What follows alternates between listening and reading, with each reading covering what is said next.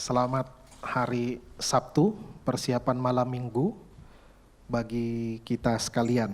Ya, hari ini temanya benar-benar anak muda, ya. Temanya benar-benar anak muda. Kita semua di sini anak muda ya. Ya, ada yang sudah bapak-bapak tapi kelihatan masih mahasiswa juga penampilannya, ya. Ada yang bapak-bapak tapi masih muda, ada yang dia pikir dia masih muda. Ya, maksudnya saya ya, kalau Pak Oscar memang kelihatan kayak masih anak-anak mahasiswa yang ikut persekutuan. Ya. Baik, kita akan memikirkan satu tema yang sangat menarik, yaitu menjadi terang dalam gelapnya kehidupan anak muda. Ya. Ini seperti pesimis sekali melihat anak muda, ya. Kesannya anak muda itu pasti gelap, ya kan? Pasti gelap. Karena itu disuruh menjadi terang, ya. Apakah yang menjadi terang pasti bukan anak muda dan atau apakah anak muda pasti tidak terang? Ya. Mari kita membaca satu bagian firman Tuhan yang menjadi dasar perenungan kita dari 1 Tesalonika pasal 5 ayat 5 dan 6. Ya, kita baca dari yang sudah tertera di layar, 1 Tesalonika 5 ayat 5 dan 6, kita baca perlahan-lahan saja. 1, 2, ya. Karena kamu semua adalah anak-anak terang dan anak-anak siang. Kita bukanlah orang-orang malam atau orang-orang kegelapan. Sebab itu, baiklah jangan kita tidur seperti orang-orang lain, tetapi berjaga-jaga dan sadar. Sekali lagi saya bacakan bagi kita sekalian, karena kamu semua adalah anak-anak terang dan anak-anak siang. Kita bukanlah orang-orang malam atau orang-orang kegelapan. Sebab itu baiklah jangan kita tidur seperti orang-orang lain, tetapi berjaga-jaga dan sadar. Sedemikian jauh pembacaan firman Tuhan. Ya. Jadi untuk menjadi terang dalam gelapnya kehidupan anak muda sebenarnya bukan cuma anak muda, ya. Dunia di luar Kristus itu gelap semua, ya. Mau anak PAUD, mau anak SD, SMP, kelas tunas, kelas remaja, pemuda, dewasa sampai kakek-kakek gelap semuanya, ya.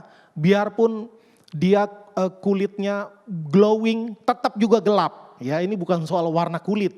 Ketika dosa masuk ke dalam dunia, maka semua menjadi gelap. Dunia tidak punya pengharapan. Ya, Tuhan mengutus nabi-nabi, imam-imam, raja-raja yang takut akan Tuhan. Tetap umat Tuhan kembali lagi jatuh ke dalam dosa seperti lingkaran setan. Ya, tobat kumat, tobat kumat, tobat kumat. Kalau manusia bisa menjadi terang pada dirinya sendiri, maka Yesus tidak perlu datang. Ya, tapi sejarah mencatat dan kitab suci mencatat Yesus menjadi manusia. Tuhan sendiri harus turun ke dalam dunia, ya, memberikan teladan yang sempurna dengan kemanusiaannya yang sejati. Ya, berapa bulan ini lagi heboh dunia teologi, ya, mungkin anak-anak muda nggak terlalu ngikutin ya. Ya, nggak tahu heboh di TikTok atau enggak. Tapi di dunia teologi itu heboh. Ya, karena ada satu pendeta yang cukup punya nama dan juga di dunia gereja maupun di dunia sekolah teologi, ya. Dia mengeluarkan pernyataan-pernyataan yang dianggap kontroversial di dalam pengajarannya tentang kristologi, ya. Bahwa dianggap bahwa Yesus itu hanya menggunakan tubuh manusia tapi seperti tidak sungguh-sungguh seperti apa ya, dia merasuki tubuh manusia. Jadi Allah yang tinggal di dalam casing manusia, hanya sekedar itu. Jadi seperti bukan manusia sungguh-sungguh. Nah, apalagi terjemahan bahasa Indonesia bilangnya mengambil rupa, jadi kayak jadi-jadian gitu. Jadi kayak manusia jadi-jadian. Ya, padahal di dalam sejarah gereja, bapak-bapak gereja sudah fix, sudah mengadakan konsili, pertemuan para pemuka gereja dari seluruh dunia pada abad keempat, abad kelima, abad keenam, abad ketujuh itu 7 kali konsili membahas berbagai macam pengajaran, ya. Di salah satu konsili dengan statement yang lugas dan tuntas mengatakan bahwa Yesus adalah Allah sejati maupun manusia sejati. Jadi Yesus harus turun menjadi manusia, bukan manusia jadi-jadian tapi manusia sungguhan. Ya, karena itu firman Tuhan bilang ia juga dicobai sama seperti kita manusia, tetapi dia tidak berbuat dosa. Ketika Yesus lapar, benar-benar lapar, bukan ngetrik atau acting atau ngeprank manusia. Dia penghayatannya bagus, kalau lapar gayanya begini. Bukan, emang benar-benar lapar. Ketika sakit, benar-benar sakit. Ya, ketika dipaku, sakitnya asli, matinya beneran, bukan pura-pura. Ya, bukan pura-pura. Ya, jadi itu. Nah, karena itu tidak ada manusia yang terang. Hanya Yesus yang terang. Nah, untuk menjadi terang, maka kita harus dekat kepada terang itu. Ya, kalau kita mau, memang Yesus katakan kamu adalah terang dunia. Namun ketika saya merenungkan, saya yakin bahwa bukan kita sumber terang itu. Sumber terang yang sejati hanya Yesus. Ya, hanya Yesus. Sedangkan kita adalah pantulan dari terang ilahi yang sejati itu.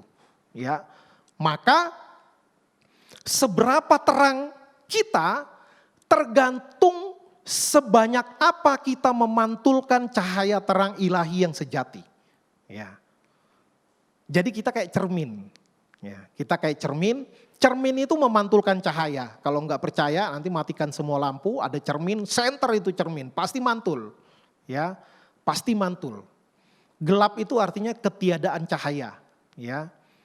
Nah, bagaimana kita mau menjadi terang? Kita harus bersih. Semakin kita bersih, kan kita seperti cermin tadi saya bilang. Semakin kita bersih, pantulan cahaya akan semakin kuat. Ya, coba aja nanti eksperimen. Di rumah ada 2 cermin misalnya. Yang satu jangan pernah dilap sampai 30 tahun ke depan. Ya. Yang satu lagi dilap rutin. Ya.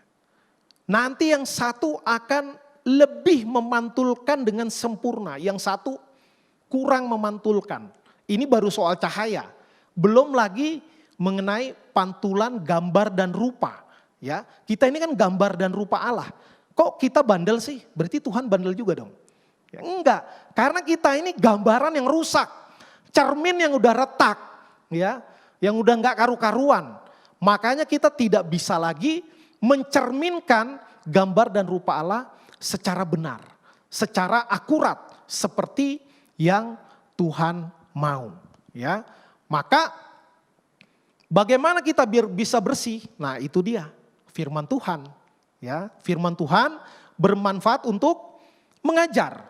Ya, kata 2 Timotius 3:16. Mengajar artinya apa? Yang tidak tahu menjadi tahu. Ya. Lalu bukan hanya mengajar tapi menyatakan kesalahan. Ya. Manusia itu punya keegoisan, kesombongan. Ya, kalau orang psikologi bilang self defense mechanism. Ya, jarang orang bilang berbuat salah dia langsung bilang saya salah. Jarang. Ya. Dari manusia pertama, manusia yang ori, bikinan Tuhan sendiri aja, udah pada ngeles, padahal nggak ada guru les waktu itu. Ya, kenapa kamu makan? Itu tuh perempuan. Ya, perempuan bilang itu tuh ular. Ya, udah nembak orang, nggak mengambil tanggung jawab. Ya, ular nggak pernah paksa. Ya, misalnya wanita ambil nggak? Kalau nggak gua patok loh. Ya, enggak, tidak ada tekanan sama sekali.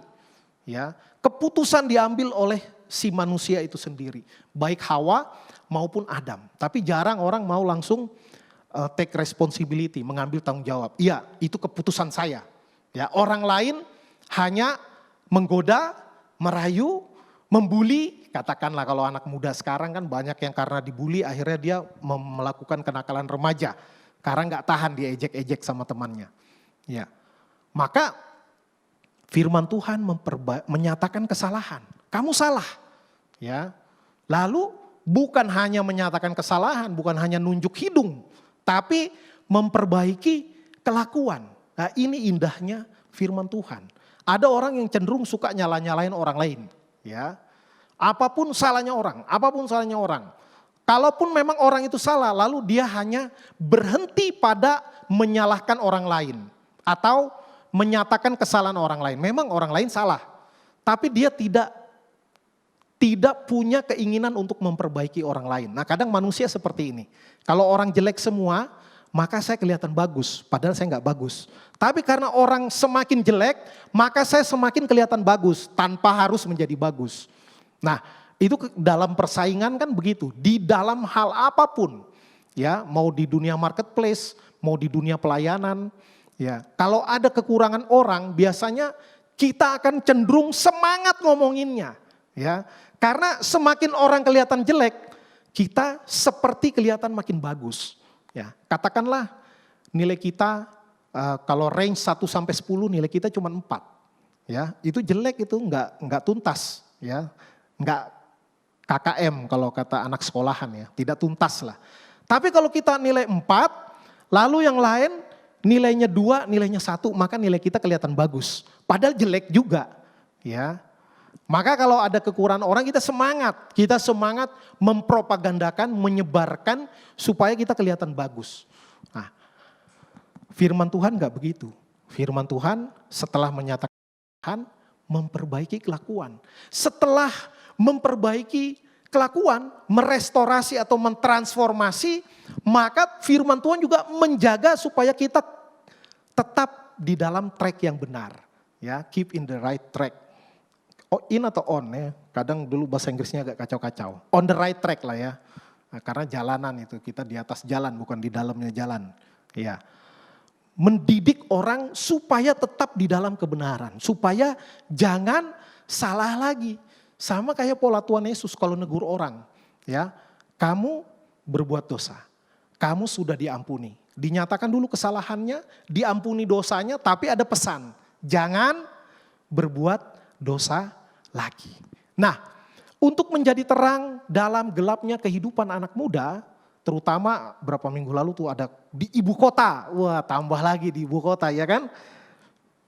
Tahun depan udah gak bisa lagi kita ngomong di ibu kota karena kita ibu kotanya udah pindah nanti, ya. Tahun ini masih boleh lah di ibu kota bilangnya. Nah, untuk menjadi terang dalam gelapnya kehidupan anak muda, berdasarkan firman yang tadi kita baca, kamu semua adalah anak-anak terang dan anak-anak siang, ya.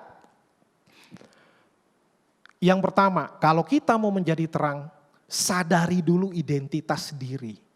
Berapa banyak orang-orang Kristen, pemuda-pemuda Kristen yang lahir di keluarga Kristen, ya, tetapi tidak benar-benar mengenal dirinya bahwa dia adalah anak-anak terang, ya.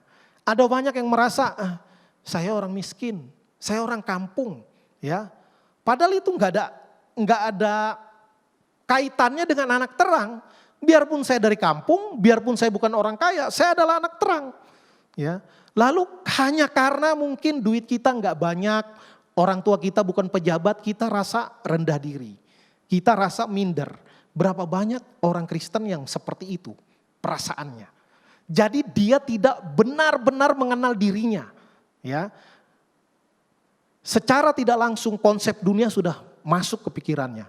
Kalau lu nggak kaya, kalau lu nggak keluarga borjuis, ya, kalau lu nggak punya tunggangan yang keren, ya, motor kah, mobil kah, kalau nggak naik Rubicon, ya, cewek-cewek nggak mau sama kamu.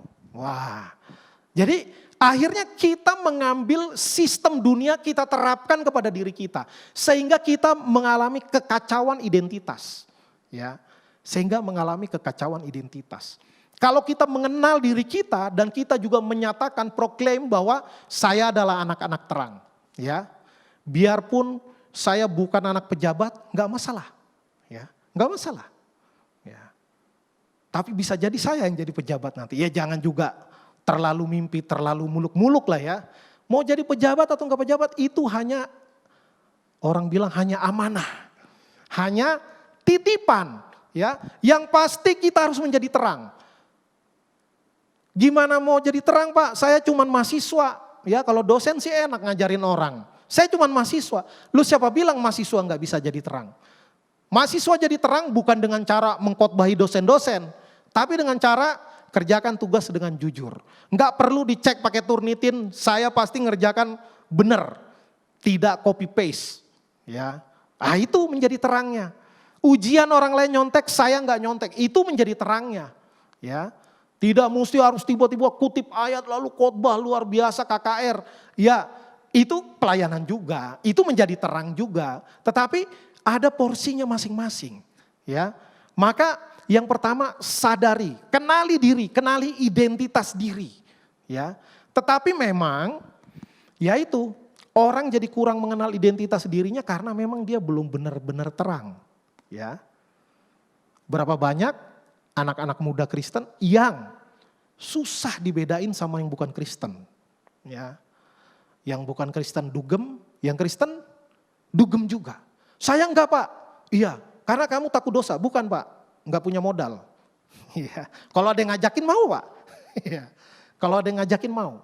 Ya, sedikit kesaksian, saya bersyukur masa muda saya dijaga Tuhan. Ya, saya lahir besar di ibu kota, ya pergaulan temen yang bandel ada. Iya, saya bukan orang kaya, tapi teman saya yang kaya ada. Ya, yang papanya mobilnya sendiri, mamanya sendiri, anak-anak berapa biji mobilnya masing-masing. Ya, bisa nginep di rumah dia 2-3 hari nggak ketemu bapaknya, nggak ketemu mama, entah bapaknya lagi di mana, mamanya lagi di gimana. Modal ada. Ya, badung. Cuman saya syukurnya ya saya badung tapi masih dijaga Tuhan. Menurut saya ya, saya nggak bilang saya baik, masih dijaga Tuhan. Ya, temen ini tahu, ya dia nggak maksa, tapi dia kalau kita mau bandel dia modalin mau. Ya, itu ada kesempatan dulu. Tapi saya tidak pernah menyesal tidak mengambil kesempatan-kesempatan itu. Lu mau nggak? Kalau lu mau gue yang bayarin. Ya, iseng main ke tempat itu, ada yang tempat cewek-cewek. Ya, kalau lu mau gue bayarin, nggak mau. Saya bilang. Lalu ketika saya sebelum ke sekolah teologi, ya saya juga bekerja, nggak langsung ke sekolah teologi. Saya sempat bekerja. Di dalam bekerja saya bekerja sungguh-sungguh, ya akhirnya udah naik posisi. Lalu sampai satu ketika saya ditawari oleh rekanan dari perusahaan lain, ya dia sudah level manajer ke atas, ya saya masih ya culun-culun lah, orang baru lulus SMA kan. Ya baru lulus SMA sekitar setahunan lah kerja.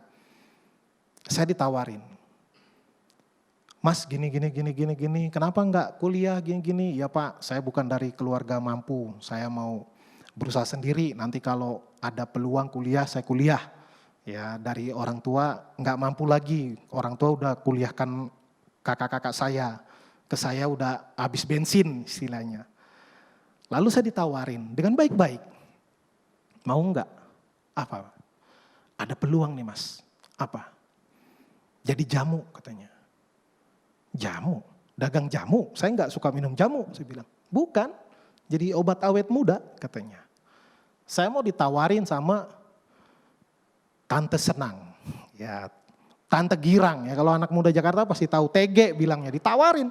Mau kuliah nanti dikuliahkan, kosan dibayarin, HP dibeliin, motor dibeliin. Ya untungnya apa? Untung saya belum dikenalin sama orangnya, takutnya ngelihat orangnya mau pula saya nanti. Ya tapi saya waktu itu langsung saya bilang, saya pikirin dulu Pak ya. Saya pikirin dulu. Ya, tapi saya nggak mau nanya lagi dan saya pura-pura nggak inget lagi. Akhirnya dia nggak berani nanya lagi. Tapi pernah ditawarkan. Dan saya yakin bukan karena kita yang kuat, bukan karena kita yang hebat, ya, tapi Tuhan masih jaga. Ya, berapa banyak orang yang karena gagal sekali akhirnya keterusan, akhirnya nggak bisa kembali lagi. Berapa banyak orang yang nyoba-nyoba, bukan hanya hal itu ya, soal narkoba dan lain sebagainya. Kalau narkoba saya pernah coba. Ya, nggak perlu ditutup-tutupi. Tapi saya bukan bangga dan tidak menyarankan. Lebih baik nggak usah coba. Ya itu bandelnya saya untuk barang yang itu saya suka coba. Ya beberapa jenis yang saya anggap ini nggak terlalu parah nih, nyoba. Ya nyoba. Ya makanya saya suka bilang bandel tipis-tipis. Ya itu. Jadi kadang suka iseng, mau tahu. Tapi sekali lagi, puji Tuhan, Tuhan tolong. Tuhan tolong, Tuhan panggil jadi hamba Tuhan. Singkat cerita saya resign dari pekerjaan lalu saya menyerahkan diri jadi hamba Tuhan. Ya, kalau dulu saya sempat dalam tanda kutip jatuh, mungkin nggak jadi pendeta sekarang. Ya, mungkin masih jadi simpanan di salah satu apartemen, ya kan?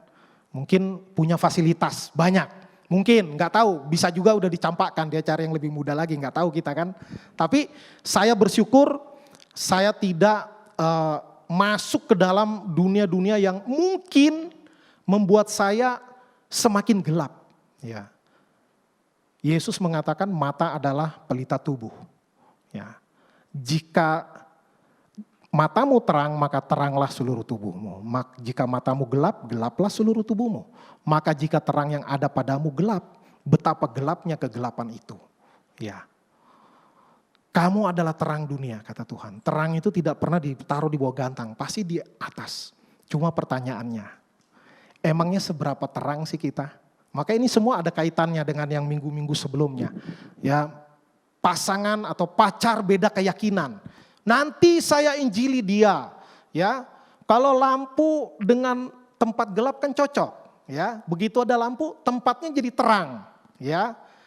Jangan merasa jadi matahari. Halo, kita bukan matahari. Makanya saya tadi bilang, kita bukan sumber terang. Kita hanya memantulkan. Kalaupun kita kepedean, Tuhan Yesus bilang kamu adalah terang. Berarti saya terang, Pak.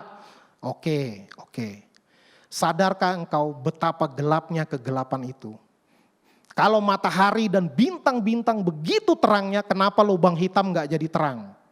Ya, yang belajar fisika, astronomi, bukan astrologi ya. Kenapa lubang hitam tetap hitam? Ya, konon kabarnya cahaya pun ditelan sama dia. Maka dia tetap hitam, tetap gelap, dan dia sedot semua yang ada di sekelilingnya.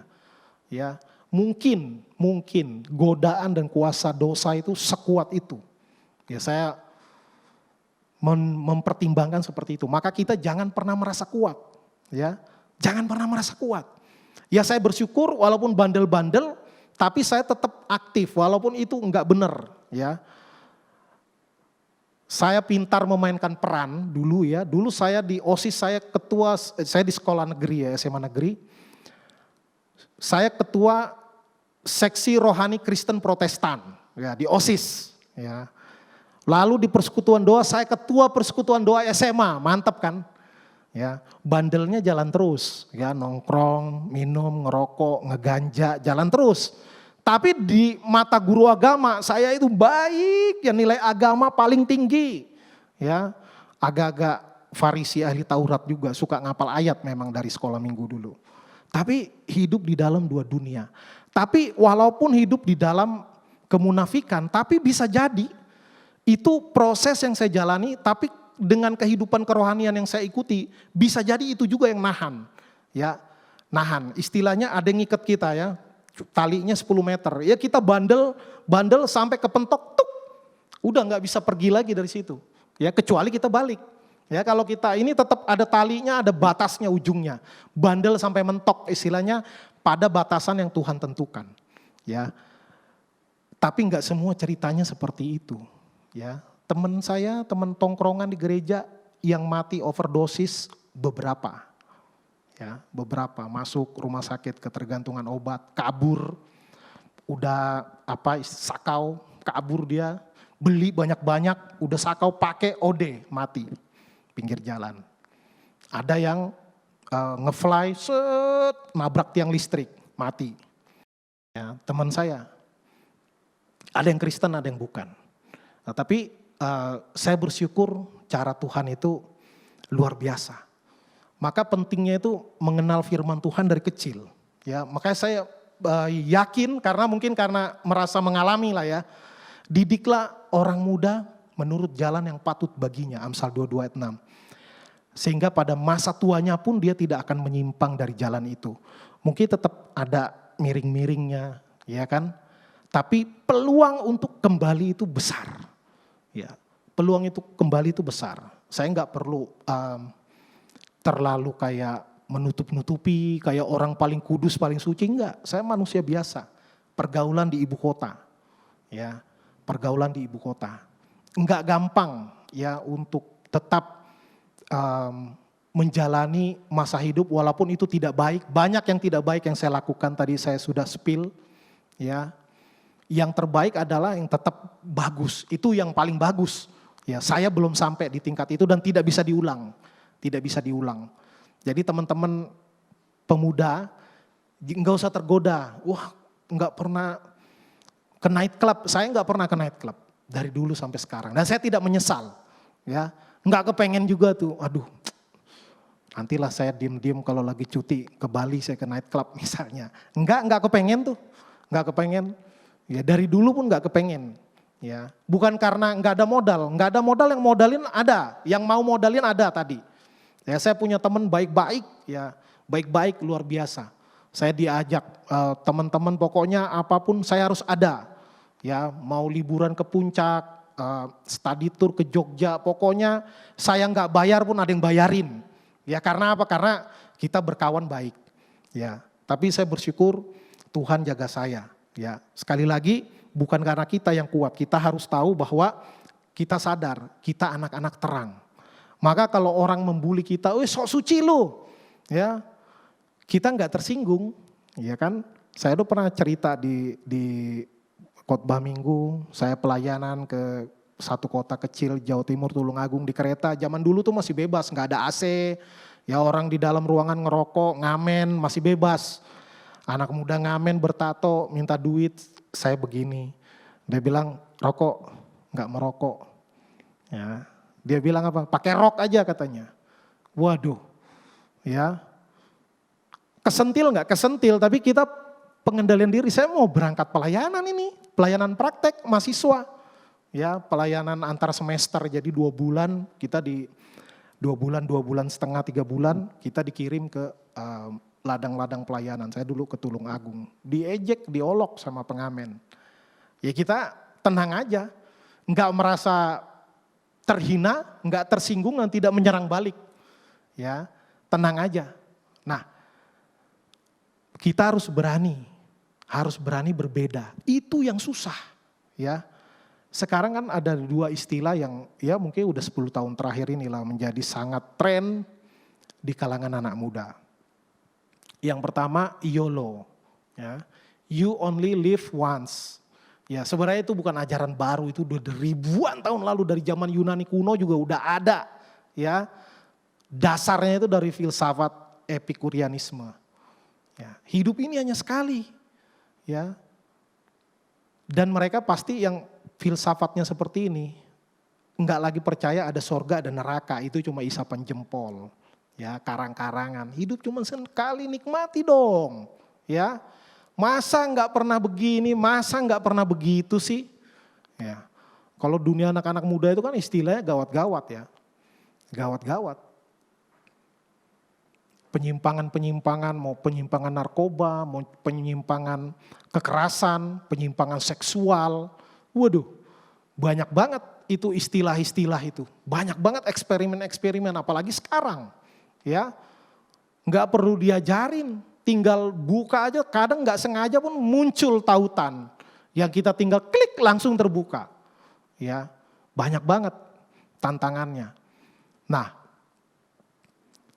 kadang anak muda tuh jadi, lu jangan baik-baik amat dah, lu kok kayak orang tua aja, kayak besok mau mati aja, ya kan? Kadang kan begitu orang, kita mikir iyalah. Oh, umur gue baru 19, udah kayak pendeta aja, kebaktian lulu, iya kan. Anak muda coy, ya nikmati masa muda. Ya. Nanti kalau udah punya anak gak bisa lagi, siapa bilang. Berapa banyak orang tua menelantarkan anaknya demi dia hangout, ya, demi dia staycation sama simpanannya, sama selingkuhannya dan lain sebagainya. Ya, bukan kadang kala, kebanyakan orang yang kacau pernikahannya, dia bukan setelah menikah kacau. Emang udah dari sononya. Dari remaja pemuda dia hidup dalam gitu. Dia pikir saya nikmati dulu masa muda, udah nikah nanti baru jadi orang baik. Belum tentu. Ya, saya memang belum melakukan survei secara ilmu statistik ya. Tapi beberapa orang yang saya tahu, ya, yang bermasalah, ada pria idaman lain, wanita idaman lain, itu bukan baru pas nikah. Ya, itu penyakit udah dari sebelum-sebelumnya. Dan dari yang saya cerita-cerita sama orang, ini pengalaman orang bukan pengalaman saya. Orang selingkuh pun enggak tiba-tiba. Memang ada one night stand ya. Semua tahu ya, ada yang tahu, ada yang pura-pura enggak tahu. Ada yang enggak tahu, tanya sama yang tahu. Ada. Anak teologi ada enggak yang gitu? Ada. Ya, ada. Enggak usah sebut nama. Saya sebut pun enggak kenal kalian. Terjadi ya di bis malam antar kota. Sama-sama orang Kristen, sama-sama pelayanan. One night stand. Ya, gokil enggak tuh? Gokil. Saya aja heran. Ya kan? Tapi ya pengalaman orang beda-beda. Ya mungkin dia bandelnya di bidang itu, saya bandelnya di bidang lain. Ya. Jadi orang pikir ini kesempatan, kapan lagi nih? You only live once. Ya. Kan nanti hari Minggu ada pengakuan dosa, ya kan? Saya emang ngaku mulu, emang dosa saya kebanyakan, makanya ngaku melulu, ya kan? Sekali-sekali kayak kita ngaku, tapi Tuhan, saya agak bingung sih nyari dosa saya yang mana. Adalah, tapi jarang-jarang. Kalau gitu masih mendingan, tapi jangan-jangan sombong juga ya. Ya. Tapi kalau kita semangat pengakuan dosa, karena memang banyak banget dosanya ya. Nggak perlu mikir keras, langsung gampang banget nulisnya tuh dosa-dosanya. Ya jangan sampai seperti itu. Nah, yang kedua, FOMO. Waduh, ini juga semua kena nih. FOMO, fear of missing out. Takut ketinggalan. Wih, lagi tren begini. Ikut, ya kan? Wah, lagi musimnya begini, begitu. Pakai tas merek Herpes katanya. Ada anggota DPR bilang tas Herpes. Nggak tahu dia apa beda Hermes sama Herpes ya. Herpes itu penyakit ngeri ya. Wah sekarang model rambut lagi begini. Wah model jam tangan yang lagi happening begini. Wah pendeta-pendeta yang fashionable ya kan. Beda banget tuh pendeta GRI ya. Jam tangan nggak pakai. Punya nggak jam tangan? Punya. Ya. Kok nggak dipakai? Emang kenapa? Ya. Emang kenapa kalau nggak pakai? Ya. Jadi ada banyak orang seperti itu. Misalnya kalau di kalangan pendeta loh, pendeta itu udah beli sesuatu, kita pengen juga, karena nggak mau kalah, ya. Atau rumah tangga, atau pacaran, pacaran kudus-kudus berdoa melulu, ya kan? Nggak pernah pengen nyoba ini itu apa? No itu aja kalau pacaran brutal banget, ya, mesra banget, ya kan? Waduh. Ya teman saya juga kalau pacaran yang ngeri juga ada. Syukur dulu nggak ada yang mau sama saya waktu SMA. Ya. Dan saya sukanya bukan pacaran, saya sukanya main bola, main basket, nongkrong ya gitu ya. Ngerokok waktu SMA.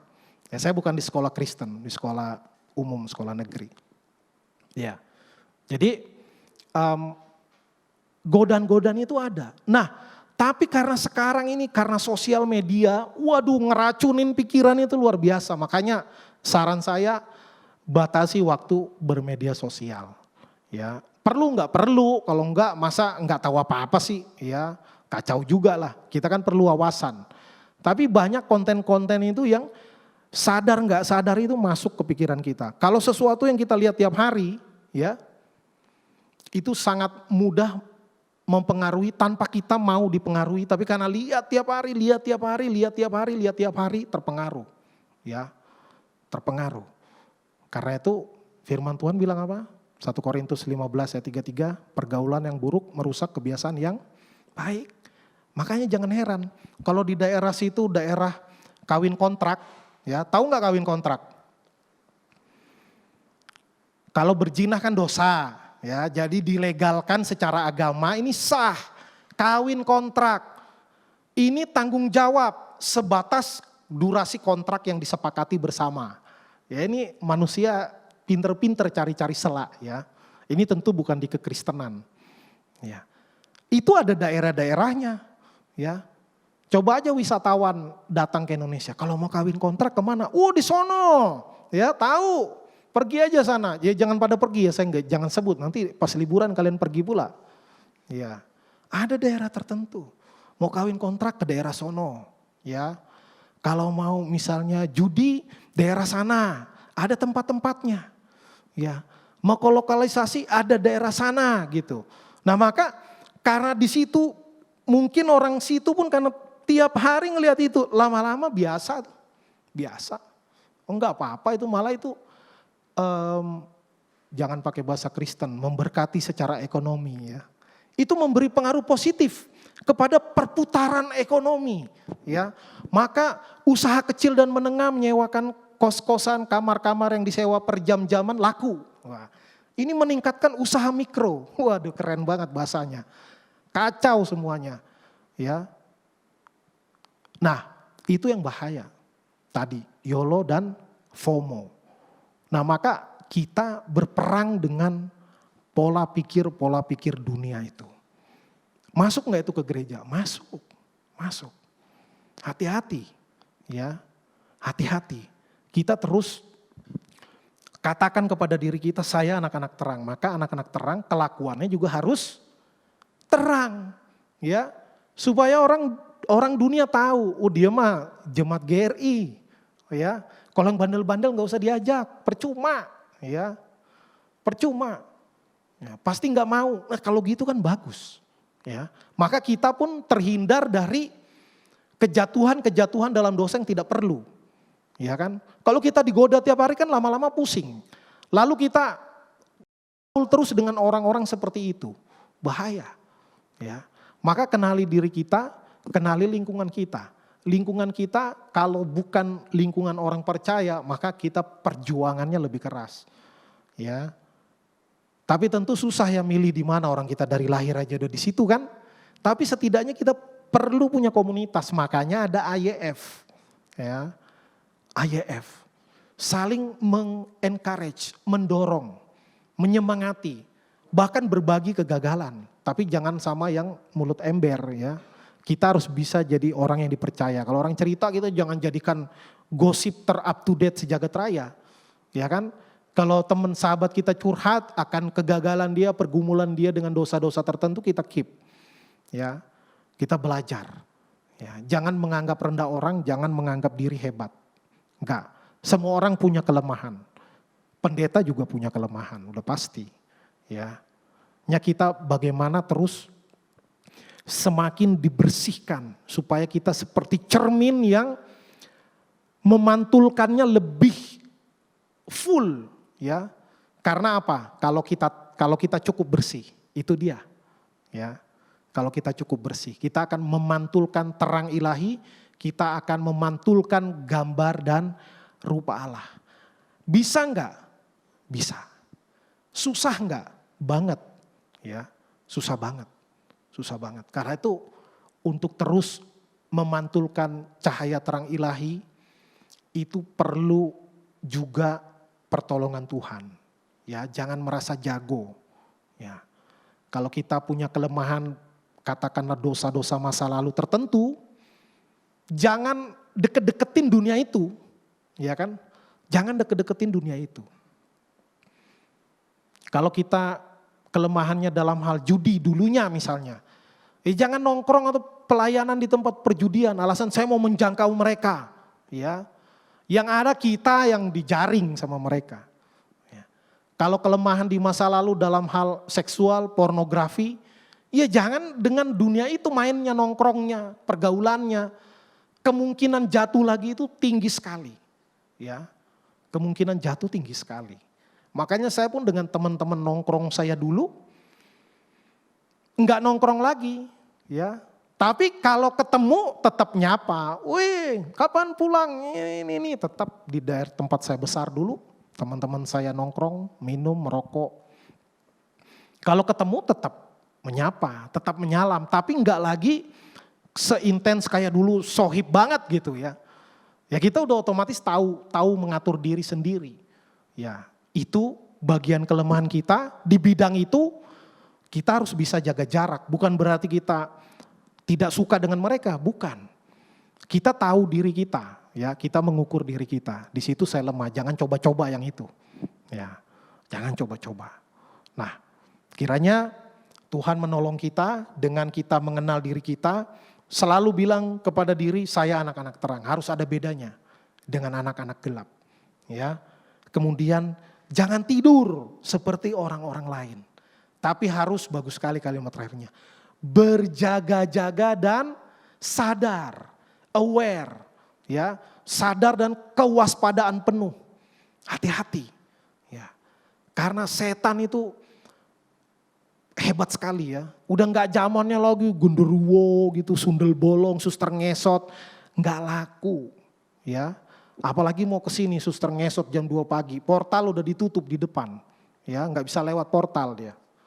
Sekarang itu dengan yang keren-keren, yang menarik-menarik, nggak lagi ancaman-ancaman, hantu-hantuan, enggak. Setan itu udah metodenya semakin canggih, menggoda, ya, memberikan kenikmatan, memberikan happiness, kesenangan, memberikan kekayaan, memberikan kemakmuran. Asal engkau sujud menyembah kepadaku, setan bisa kasih. Ya, hati-hati, hati-hati. Maka menjadi terang dalam gelapnya kehidupan anak muda harus bergantung pada Tuhan. Ya, jangan bergantung pada diri sendiri. Karena kita ups and downs, ya. Kadangkala kita lagi kuat-kuatnya, kadangkala kita lagi lelah.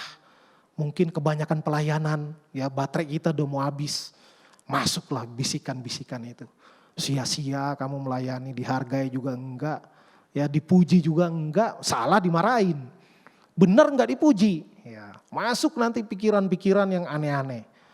Nah, karena itu perlu berpaut pada Tuhan, pada firman Tuhan, pada komunitas yang tepat. Ya, karena lingkungan itu sangat pengaruh. Punya mentor secara pribadi, bisa orang tua, bisa hamba Tuhan, bisa senior, bisa teman kantor yang lebih dewasa, nggak mesti lebih tua, ya lebih tua belum tentu lebih dewasa. Ya, perlu punya komunitas-komunitas itu yang bisa menjaga kita, mengingatkan kita, ya, yang bisa mengingatkan kita. Mungkin dia bisa baca, wah kalau kamu gini-gini nanti kedepannya bahayanya ini. Wah, ada orang-orang yang punya kemampuan melihat gitu.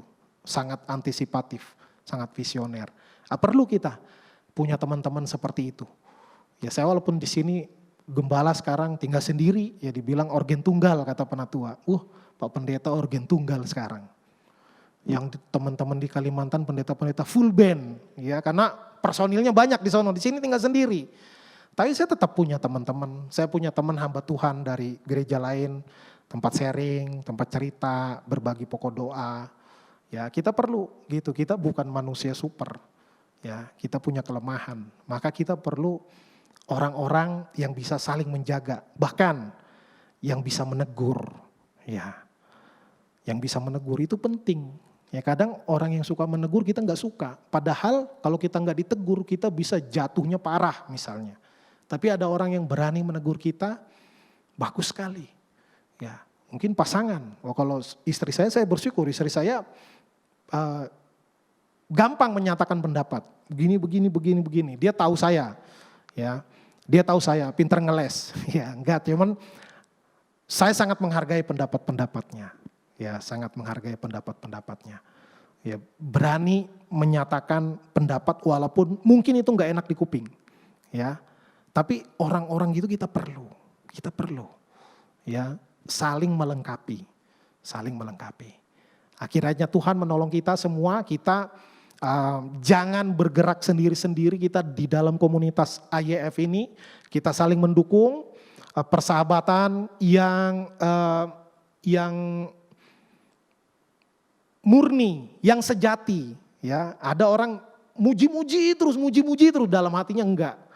Ya, tapi kita perlu juga orang-orang yang berani bilang, menurut saya yang pemikiran kamu atau tindakan kamu gini kurang tepat deh. Nah, yang orang-orang gitu juga kita perlu. Supaya kita sehat. Ya, supaya kita sehat. Jangan senang kalau semua orang memuji-muji kita. Ya, karena kemungkinan kita sedang di pinggir jurang, tinggal nunggu jatuhnya doang. Ya, kira Tuhan menolong kita menjadi terang dalam gelapnya kehidupan anak muda. Kita berdoa.